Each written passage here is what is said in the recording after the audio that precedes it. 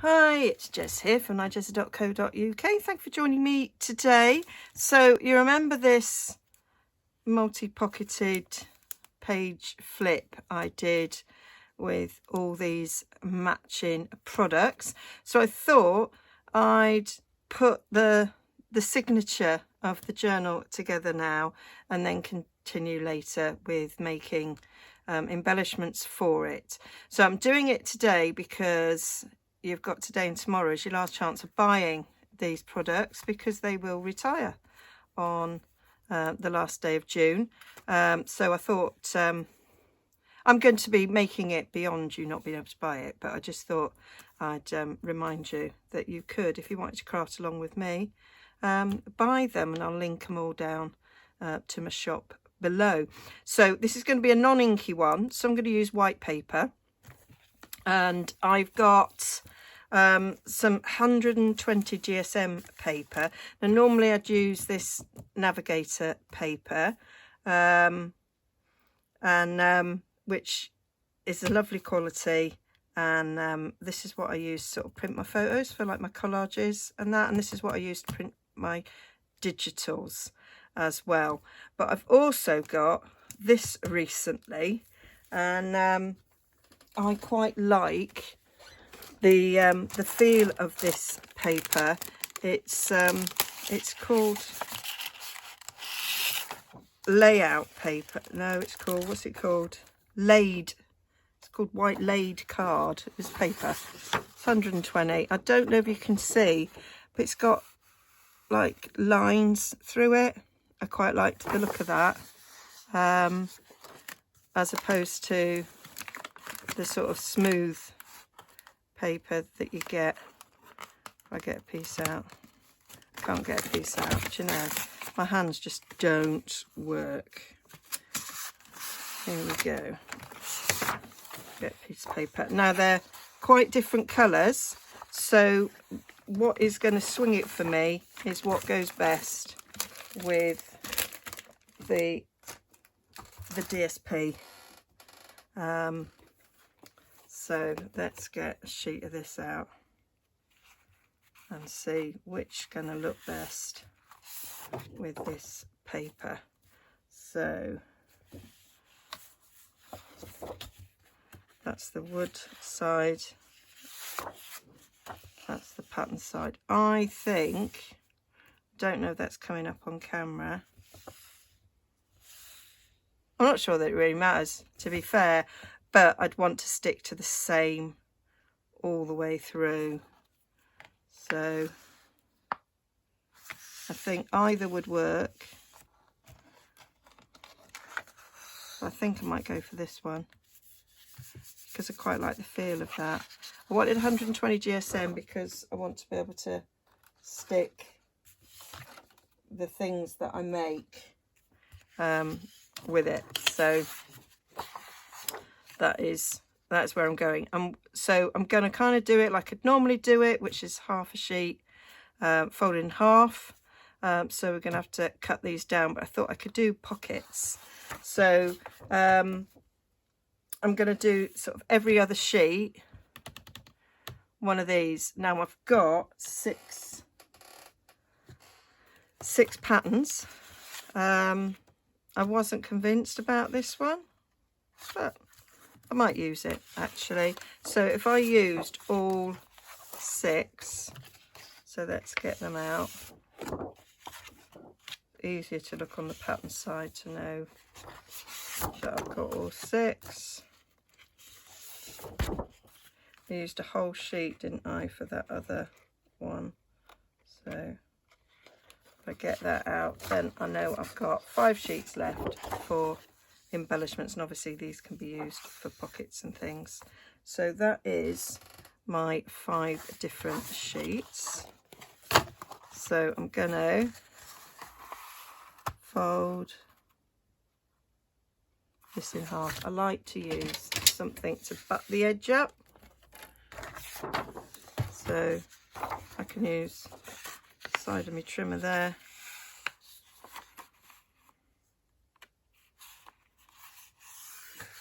Go down the middle, crease up each side.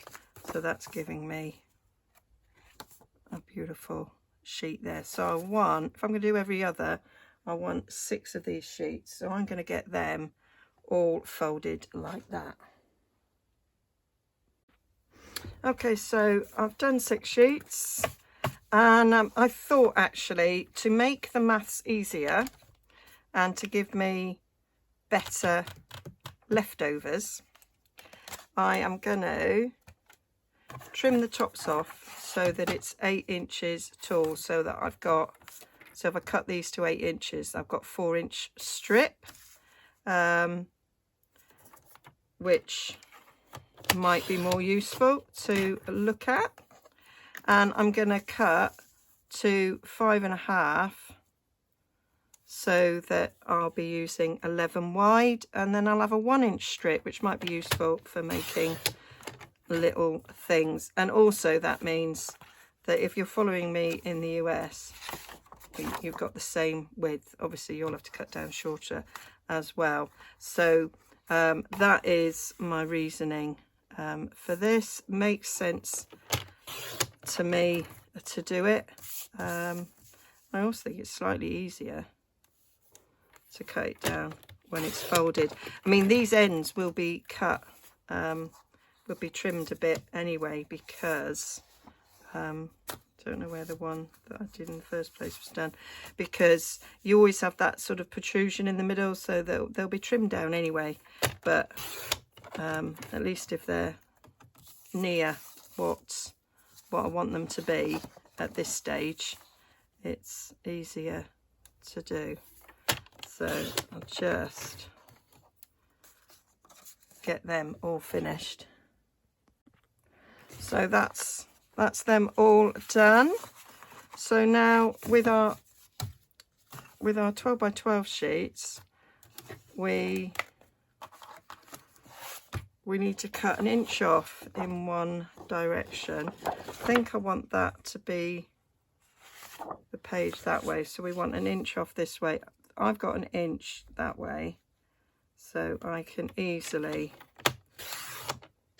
take 1 inch off there.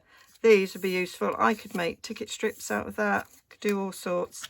It's quite handy to have that. So now then that will fold in half to form a page, whichever way I choose to do it.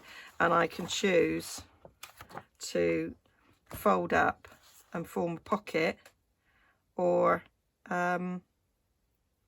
slice it off, whichever I choose to do. At the moment I am not certain. Now I've got to remember that some of these pages are directional, so your 11 inches wide is, you want your, so this page is going that, so your 12 inches is your up and down, your 11 inches is your side to side. Do you get what I mean? If you've got directional paper. So if I do it like that, then I know where I'm going. So put your top at the top of the trimmer and take your 1 inch off. So your sheet of paper is 11 inches wide, so when you fold over you've got 1/2 inch. I say quite a few of these pages are directional, so I want to make sure I'm doing that. So I'll just continue to do that. So that is all of my pages cut to the 11 inches, and I've got these lovely strips here which can be used for embellishments. So I'm just going to leave those up there. So now I'm going to do some scoring, and I think a 4-inch deep pocket is too deep, so I'll probably trim some more off. But I do want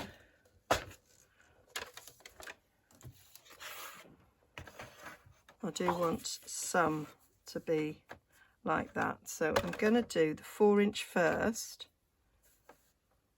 well the 8-inch. So we're doing it as an 8-inch tall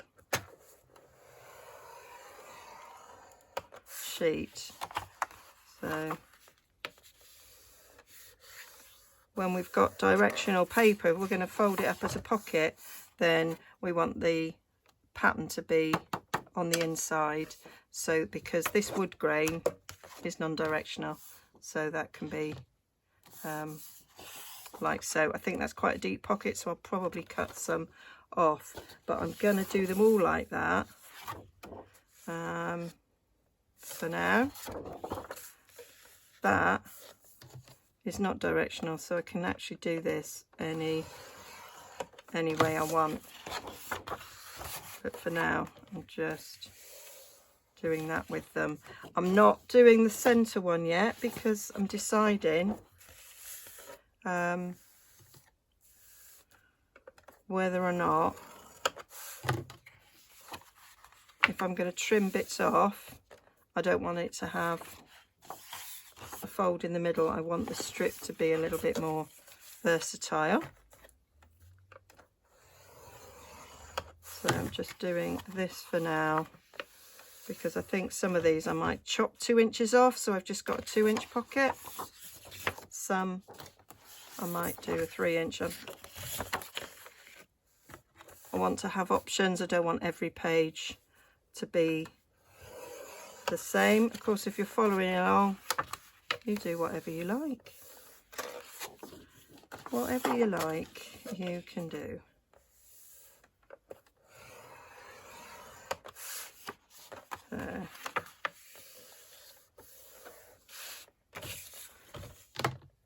So I'm going to do some of these pockets. I'm going to cut 2 inches off, and some I might cut 1 inch off, and some I might cut 3 inches off, so it's a proper little tuck. I think that will work out well. Got kind of a vision in my head. Not much of one, to be fair.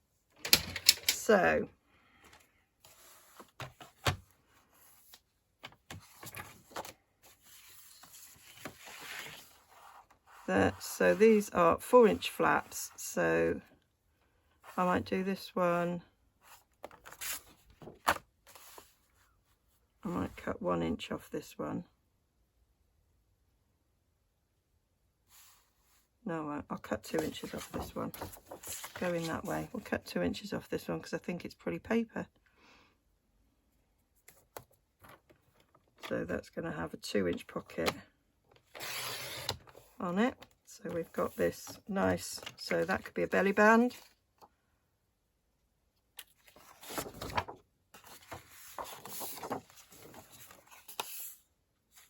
Got to think about the direction of that. So that's now a nice pocket like that. So I can now, oh, it's not a score at 6 inches, is it? It's a score at 5.5. I'll do them all on the trimmer, on the scorer, because that'll be easier. I might just cut 1 inch off this one. So we've got a 3-inch pocket.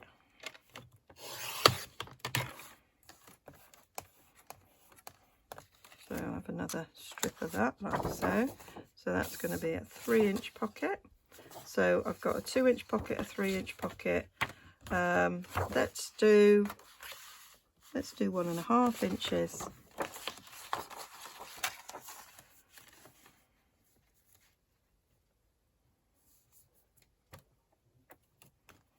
If I take 1.5 inches off, I may not make the pocket 1.5 inches.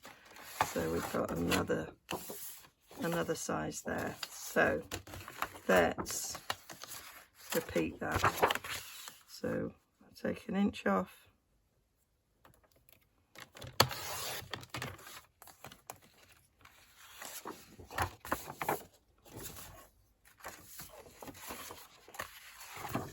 One and 1.5 inches off.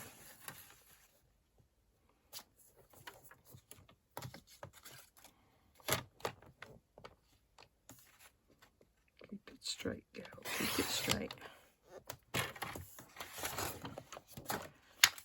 2 inches off.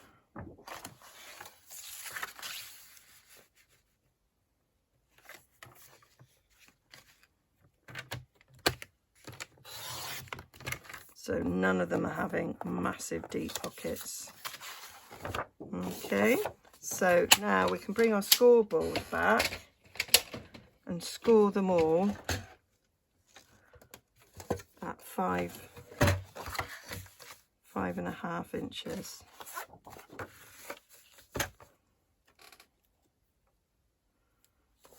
Easier to be accurate. You can score on our trimmer, but it is easier to be accurate on the scoreboard.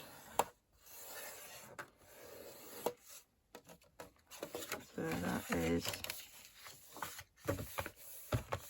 that is a page like so. We will take some of that bulk out. So I'll just continue to do this.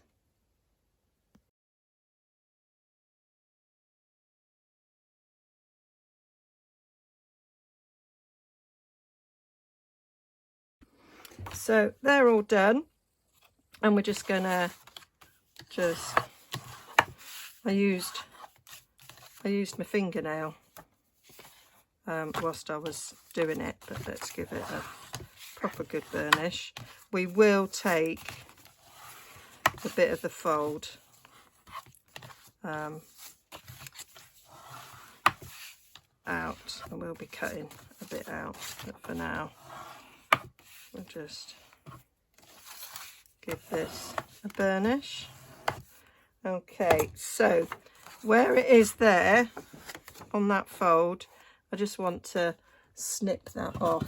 So I'm just going to use my scissors, and I'm going to start at the fold end actually, I think, and just going to take a very small slither, tiny slither off there, so that that pocket can fold up, and it's not going to be bulky then at the spine.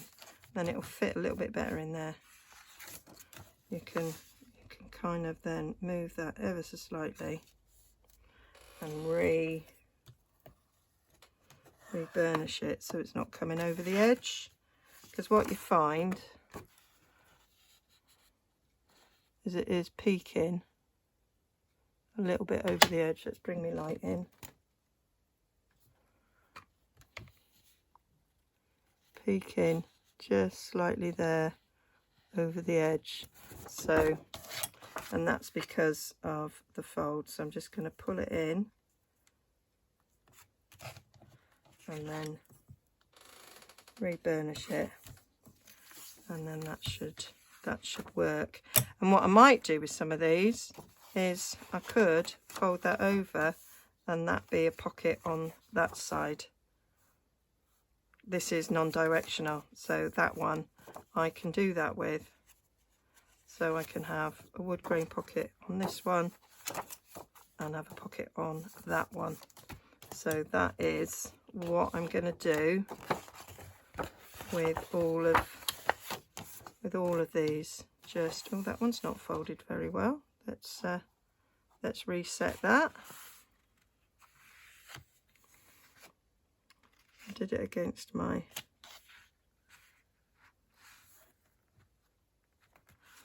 let's get me trimmer in, because I don't like the way I've done that. Can you see? It's well out. That's very rubbish, Jez. Very rubbish. So let's rescore that.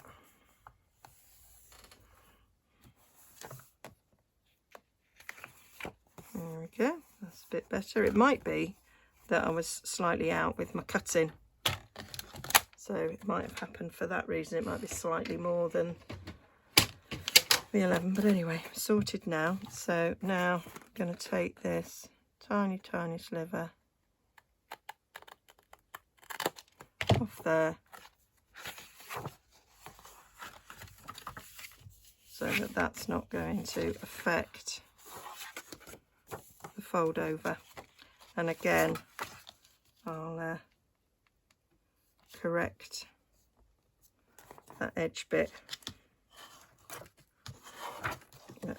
there, so it's right on the edge for me.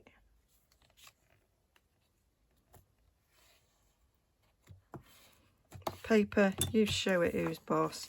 Now I don't think this can fold the other way because the bees are upside down. Yeah, so that one's got to stay that way. So it won't work with all of them, but it will work with some. So I'm going to continue to do that. So my trimmer is brilliant for doing this because it's got the ability to butt it up, and then I'm just trimming off those bits in the middle to get rid of the bulk, and then just adjusting to make sure that they are folded in the right place. Some of them can be backwards and some of them can't, you know, because they're directional, so I can alter where I put my pockets. I do like that flap. I'm sort of thinking there, will it go within the journal or will it be better at front or back? Don't know. So I'm just adding the pages, so I'm alternating page, DSP, page, DSP, and I was just showing you there about I can add pockets using my offcuts. So there I've got a potential centre. It could be a white sheet. So if that is the first page, then that's there, and there's usually a gap when you put the cover on, so that would work. And there I'm just slotting in that white sheet there in the centre, but I want something to go in it, and now I'm just showing you there is protrusion, so it will need trimming off. So I'm just flicking through, see if I like the way the papers are distributed throughout. It's nice that they all match. I like the fact that one side is like that wood grain effect. So, and there I'm just showing how I can use the strips that I've cut off as belly bands or pockets, and they can go on. They can either go on the white page or the DSP, because the white page is quite thick. So I've been through and I've added some doilies. So I've got big doilies and smaller doilies. They're not quite the same shade of white, but it don't really matter. That one needed folding up a bit because it was too long, but the smaller one fits in there nicely. And then I've got I'm thinking of what to do in the middle. Thinking I might do an envelope. I've got this lovely bit of vellum, which is got sort of script on. I thought it would look nice there as an extra feature. It's a bit too long. So I might do it so that it's sort of 4 inches sticking out. So it is 12 by 6 I've got there. So if I just cut 4 inches off, then that will fold in half to be 4 by 6 there. And then I'm thinking I might add some pocket to it rather than just have it there as decorative. I can add a pocket. So that's one of the strips that I've taken off that goes nicely with that paper on the page. But I really need to stick it front and back because you can see through. When you stick something on vellum, the glue shows through. So I'm going to do one on each side. So I'm going to have pattern on one side and wood grain on the other. I think that will look nice. I don't want the paper going round the spine bit, so I need to stick it on in sort of 4 separate sections. So I'm just going to trim it down. It's 4 inches wide, but I'm going to trim like a 1/16 off to allow for that folded bit in the centre there. And then I shall glue them in place, and you could also sew. I didn't want to do any sewing on this journal because I wanted to sort of show how you can just do it with what you got. We do have a lovely stamp set, stitchery one, which gives the impression of stitching, but it's a stamp, and I love that, and that is a way of adding faux stitching, but it looks really realistic. You can also draw in stitching, but I'm just gluing. It doesn't need to be stitched. I'm just gluing around the 3 edges there. Front and back pockets are the same depth, so when I stick the one on the other side, it will cover up the glue, which is perfect, which is what we want. I think afterwards I might go in and put some other little decorations, like a little cluster or something, on the pockets, or maybe, you know, a journaling prompt, some words, something like that. So that's that one side, and then I'm going to do the other side in exactly the same way. And there we have, as if by magic, it is complete. And there in the centre, I'm going to do an envelope. So this is a Stampin' Up envelope. It's basic white. It's the same colour as our basic white cardstock, and the white in the background of the paper, which is a really good match for that white paper I chose to use as the pages, which is a bonus because it wouldn't have gone with the other paper. So now that is showing me where I need to put the holes for sewing. It needs to be on the inside of the height of that envelope. And here I'm giving you some ideas for covers. So that is a book I've gutted.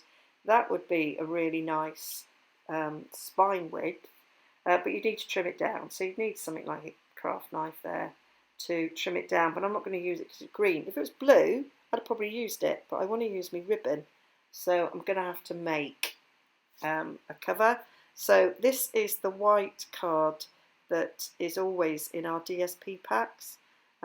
It's quite thick, and so as I'm using virtually the whole of the pack of paper, it's good use of that, no waste. So for the spine, I'm deciding I'm going to go 3/4 of an inch. I was thinking 1/2 inch, but I decided I'd go 3/4 of an inch. For the size of the cover, I'm going 8 1/4 tall, so I've got 1/8 of an inch top and bottom, and then for the width, because the covers were 5.5, the pages were 5.5 wide, I've gone for 5.5 plus another 1/8, so that's 5 3/8, I believe. I'll have all the measurements in my blog. I'm doing this by memory in my books upstairs because I'm recording this voiceover downstairs. And so what I'm going to do is use some construction tape to stick it all together. And I've done this before, but I shall show you. So I'm just going to, I'm using my glass mat because it's easy, because this stuff is really, really sticky, this construction tape, and I don't want it sticking to my nice filming board, so there might be some glare sometimes as I move it. You might see my lights, so I apologise for that. And yeah, so I'm just going to get on with this. So it's handy to have the glass mat because, as I say, I can put down my tape and it will stick down and come back up. So using the grid there, I can see that I'm doing it straight. So I've done half on, half off. So placing the side bit on, and then the cover on, and then just turning it around, and you get that gap in the middle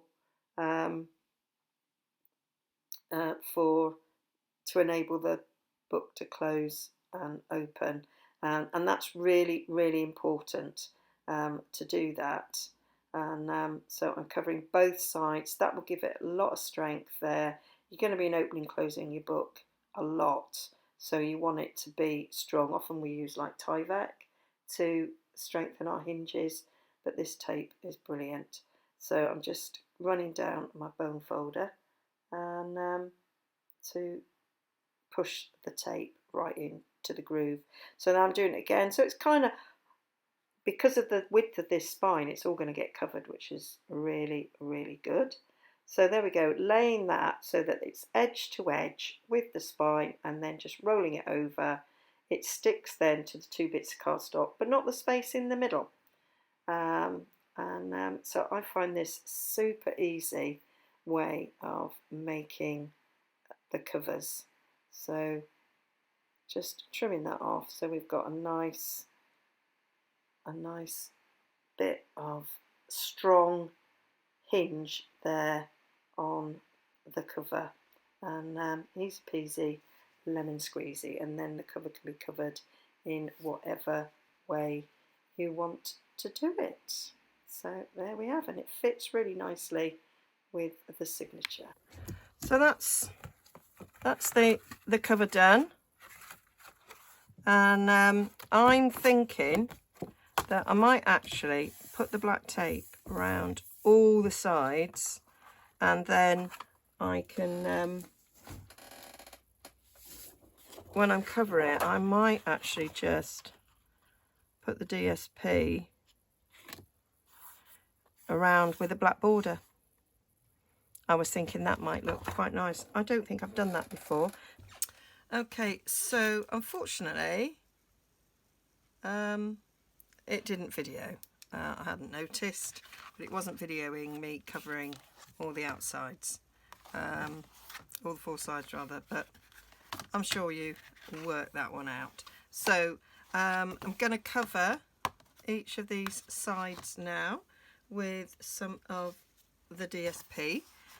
So I've cut a little sliver to go down the spine, but I think I'm going to stick that on after I've sewn the signatures in so that it covers the stitching. And this measure, so I've done them all 8 inches tall, because this is 8 1/4 tall. So by doing it 8 inches tall, we've got 1/8 of an inch top and bottom. This is a 1/2 inch spine, so I've cut this to 5/8, so it's just a little bit smaller. These are 8 inches tall, and they're cut at 5.5 inches wide. So I've got one for the front there and one for the back. So I've chosen this diagonal pattern, and whichever way I do this, it's the opposite to that. But that is what I wanted, because it would have been really difficult to cut it so that the diagonals went the same direction, I thought. Well, actually, it was just the way it turned out. So I'm going to glue these down, and then on the inside, I've cut these sheets to go on the inside. And most of this will be covered. So like on the inside of the front cover, that's when I'm gonna stick this flip. Haven't yet decided what to do on the back cover, but I thought this flip would go on the inside cover because there will be that space. And I've flipped over this front sheet because I thought that looked nice opposite, as opposed to it would be this plain one opposite, and I thought that one looked better, and I don't think it makes much difference on the back there. Okay, so I'm going to glue these down, so I'll do that a little bit faster.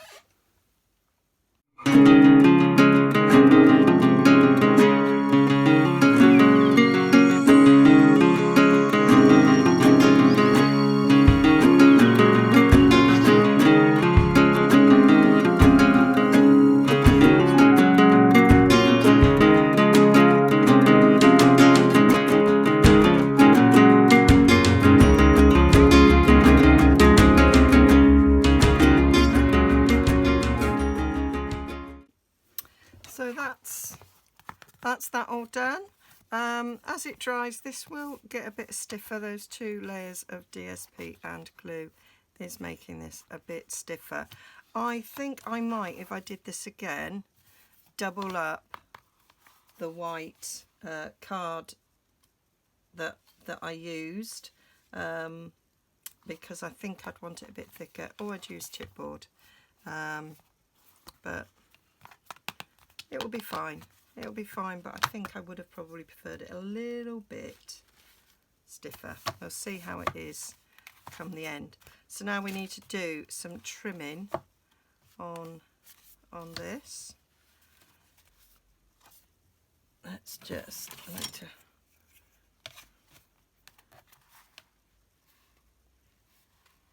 put that in there to make sure that's well and truly down.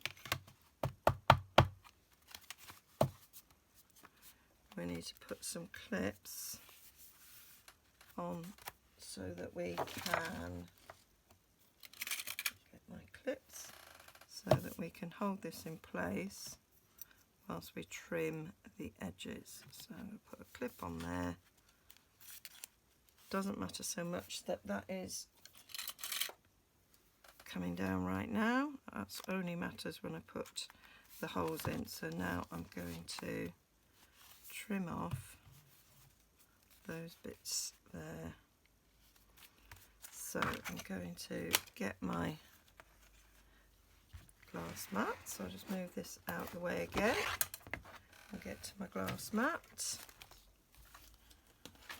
and I'm going to get my knife. I'm going to get my ruler, which I'm going to put along the edge of that blue sheet, line that up with the lines on my mat here. Make sure that is straight.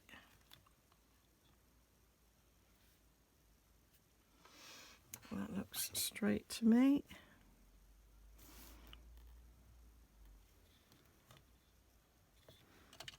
And then we're just going to, because it's quite thick, we're just going to stroke down a little bit at a time.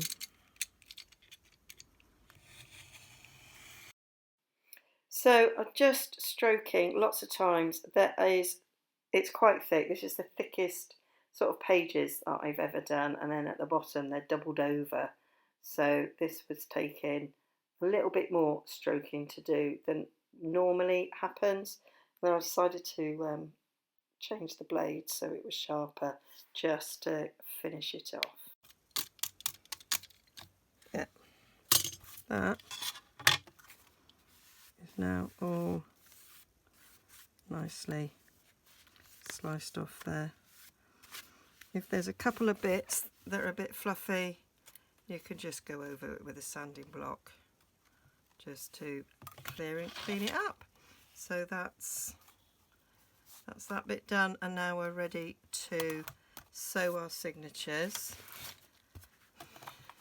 into here. And now that that is neatened up, we can see how neatly that fits inside there. So now we need to make our holes. So I've made a template. It's the same size as the spine, and I have folded in half both ways to find the centre point. I'm using the envelope because that's where the holes need to be inside that envelope. I'm going to cover it up. So I've just held it in, got it centralised, and then I'm sticking my holes in. So that is the holes that need to go in the signatures and the cover. So I'm just checking there that everything was where it should be, that those little pockets haven't fallen. And then we just make our hole. If you slightly close the book, it will come out where the fold is. If you do it straight down, which is how I did it the first time I ever made a journal, it will be out. But if you fold it gently, it will work. So now I'm putting that on the spine. This is flat, so this is going to go straight down because it's on a flat surface. and this is how I know it's going to be centre, because it's the same size as the spine. It is there nicely in the centre, so that will place the signatures exactly where I want them. So I was just looking there at it lining up, and I had it upside down. There is a top and a bottom to it for lining up. So now I'm just getting the thread out. 3 times the height is the general rule of thumb. I'm using some black waxed thread there, and it's getting covered up, so it doesn't really matter. So I go from the inside out in the centre, and then back inside, top or bottom. It makes no difference which way round you do it. Give it a good tug to make sure it's nice and tight. I go back out through the centre. Important not to split the thread by putting the needle through the thread that's there, and not to make new holes. You want to go through the holes that are made. And here I am coming back through the top, and as you can see, I've done it separately. I've gone through the cover, and then I've gone through the signatures, and then I've gone through the envelope. So you can do that, and then once they're all through, you give it a good pull up. I was checking there that the signature was straight and not squiff, because at this point I can adjust, and then stick the thread underneath one of the top bits and tie the knot, and that is it done. So I'll just go through my bone folder and just push down each page and give it a little bit of burnish there with the bone folder, so that they all sit nice, and that's that. So now I just need to stick up all the pockets. So I'm just doing a thin bit of glue down each side of those pocket flaps and folding them up, and that is the basics of the journal complete.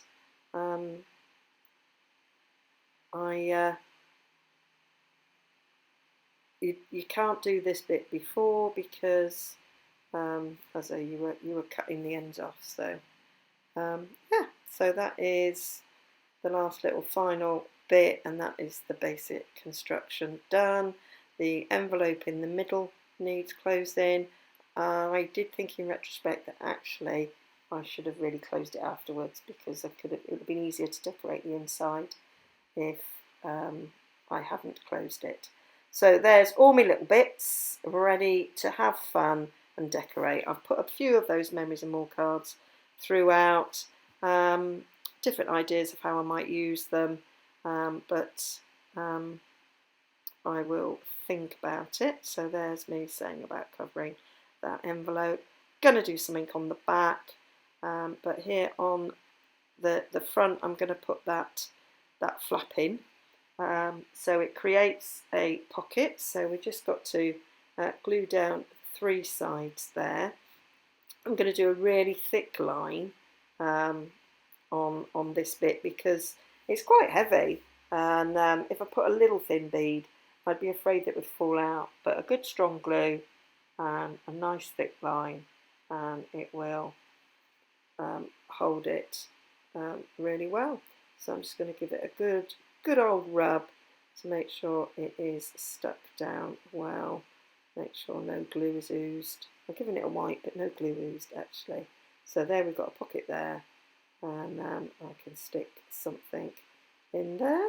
So that, I think, is a really nice first page of the journal, and I can put something on there. I think some nice statement, sort of to give sort of some ideas about what this journal could be used for, some sort of motivational quote or something. So I keep flicking backwards and forwards, I don't know why. And so there's not going to be enough tags in all these memories and more parts. I'm going to have to make some more. I've got 3 full sheets of paper. I've got lots of scraps. I will make some more tags. So this is me putting the front cover together. I come up with these ideas of how I'm going to use the different elements, using that vellum again, using the doilies, I love this ribbon. That's why the front cover had to be blue, because I wanted to use this ribbon. So I'm just tying it off so I kind of know how much ribbon I need. I'm going to fasten it around the spine bit and on the front. I don't think I'm going to bother fastening it on the back, but I may change my mind at a later date. So I'm using there some strong double-sided tape. Snapping up tearing tape is what I've used, and then I'm going to just undo the bow so that I can just slip that round there, so I know that that is secured down, and then I know where to place it in the middle. So I'm just using some fast fuse there, which is a really strong tape runner, but it's all going to have things stuck on top, so it won't matter. So that's how I'm going to do. I'm going to put some vellum down there. I'm going to mat that 6x4 card. I'm going to put doilies around to you know, to sort of highlight it, sort of to give it a little bit of a frame. Got a little bit of a doily there. I decided I'm going to stick that underneath the card there. The other one I'll put underneath the other side. I'm just putting glue around the centre points of the vellum, because of course we know that vellum glue shows, and that bit's going to get hidden, so it doesn't matter. I'm adding a bit of doily. I like lots of layers on my covers, so that it's like lots going on, and adds interest, it adds texture, it makes the journal look like something that you really want to open and use and see what exciting things are inside if you've got nice things going on the outside. Unfortunately my camera stops, so we don't see all of this process, so I do apologise for that, but there's nothing I can do about it. I didn't realise. So yeah, soz.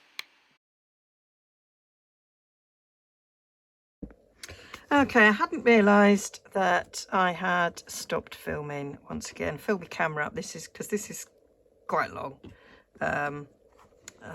So I think I got as far as sticking this back bit on, added some doilies, and then I added this label here. I trimmed it down. It was the 3x4. I trimmed it down. I put some ribbon over, stuck the doily slightly under the ribbon, and then I used this new punch, which is due out in the new catalogue on Friday, on July the 1st, and I cut those edges there, which I thought was brilliant. And so now all I got to do is stick the spine bit on, and that's the cover finished. It will be the cover finished. So just going to apply this glue. I was thinking about mounting it, this bit, onto some of the same white card that I used on here first, but I thought it'll probably be absolutely fine just glued on. So I didn't bother. If it's not, I will I can always do it again. I can put another layer over the top. It's not like I haven't got a strip of paper to replace if I need to. So I've got a bit of wiggle, especially with the amount of glue I put on there. Got quite a lot of wiggle. So there we have it. And that, as I say, covers up the stitching. You don't have to cover up the stitching, and most of the time I don't actually cover up the stitching, but that does. And then you've got another little bit of security there for the ribbon. I may decide to put something on the back there, I may not. So that is my cover done. So I think I will leave the video there and then bring you some decorating of it later. I'm thinking that this might have benefited from maybe a magnet to close it. I did it again. I might put a little magnet underneath this flap, would have worked, and one under there to hold it. Don't know if it will get a bit annoying opening it up, but it is what it is. So yeah, that's my journal. I just need to add the tags, but I hope you enjoyed that process. I hope you give it a go. Have a look at your papers. You can use any sort of paper. I just thought it would give you an idea of using, if you've got, like me, lots and lots of 12 by 12 double-sided paper that you really, really like. This is a lovely way of using it, because then you get to see it all the time. I sometimes stroke paper that I particularly like, and this is enabling me to do it. So I'll probably bring some other little videos with the decorating of this. I think it was a bit ambitious to try and do it all in one go, but there we are. So it hasn't taken me too long to make this. Obviously the video is going to be edited and different bits are going to be split up, but you know, this would certainly be a nice sort of weekend project. You know, certainly not months. I think my first journal took me months, but you know, we're talking hours, not months. So yeah, thanks for joining me. I'll link down below to these products. They will be gone at the end of June, but I say you can use any that you want. Okay, bye for now. Don't forget to like and subscribe, and look out for future instalments for this project.